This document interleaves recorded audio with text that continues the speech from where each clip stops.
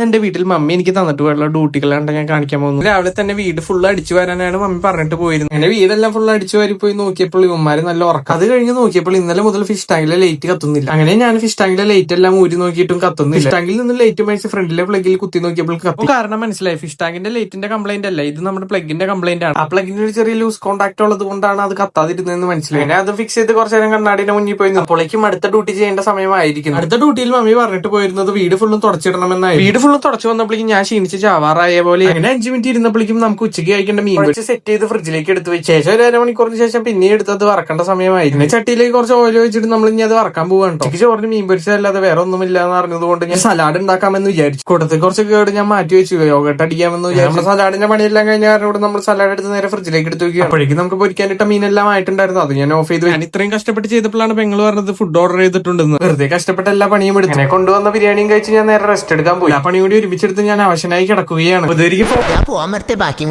Flash back.